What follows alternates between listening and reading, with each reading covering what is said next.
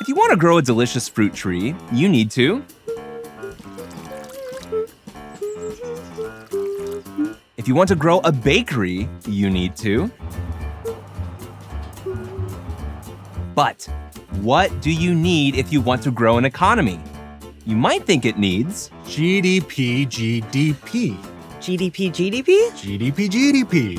GDP. GDP, or gross domestic product, represents the value of all goods and services produced within a nation over a specific period, and is a way to measure whether a country's economy is growing. But what is actually producing the growth? Government, government, government. Government. Government. Well, a country with heavy government intervention in its economy tends to waste scarce resources, leading to less efficiency and productivity. And productivity, how efficiently goods and services are produced, is a key driver in an economy's growth. Just like a tree that produces more fruit with the same amount of sunlight and water, a country is more productive when its businesses can produce more goods using the same or fewer resources. In both cases, it's a sign of growth. So, how do you measure productivity? To measure productivity, a production function graph is used. This illustrates how much output can be produced at various input levels. Inputs could be the number of hours worked or the number of units of machinery. Productivity. Productivity. Productivity. Productivity. Two major factors boost productivity. First, technology.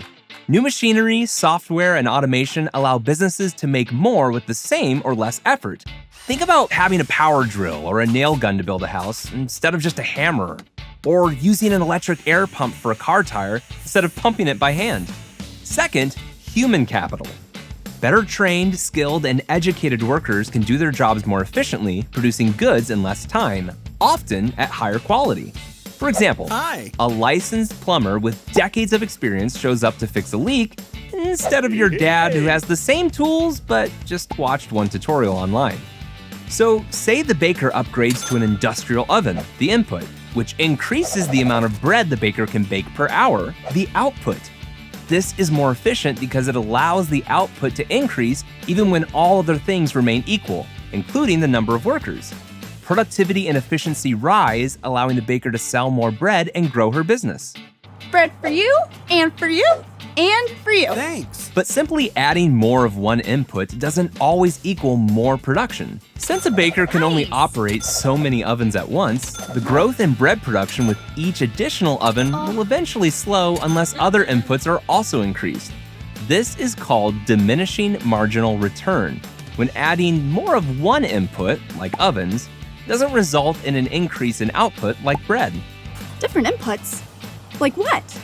Like hiring additional workers Hi. or training current workers to utilize the additional ovens and increase the output of bread.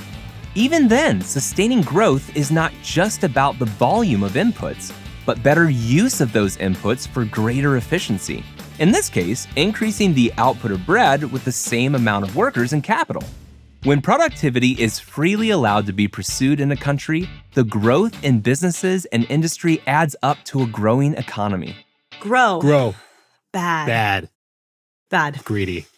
Greedy. Long-term economic growth doesn't just benefit the owners of productive businesses, but in a free market, it benefits everyone.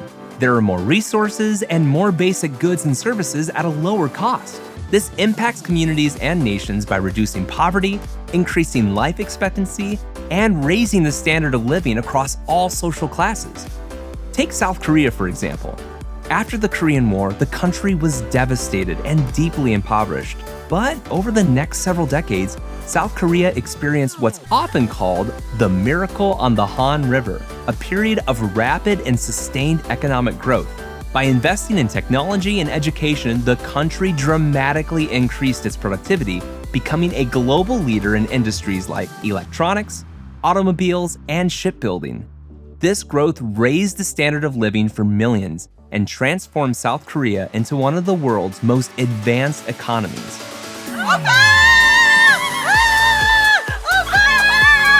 Compare this to a country like North Korea, which also experienced destruction and poverty after the end of the Korean War. However, it has experienced very little growth due to heavy government intervention and the lack of economic freedom.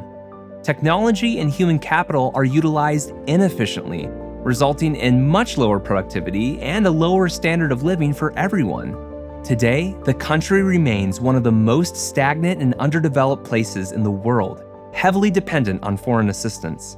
Please, sir, can I have some more? Economic growth is essential for the long-term health of a nation, bringing greater opportunities and benefits to its people. This is best accomplished through human capital and technology, making production more efficient and effective. So whether you're growing your business or growing an economy, remember, it doesn't happen overnight. Bread. Bread. Bread. Bread. Bread.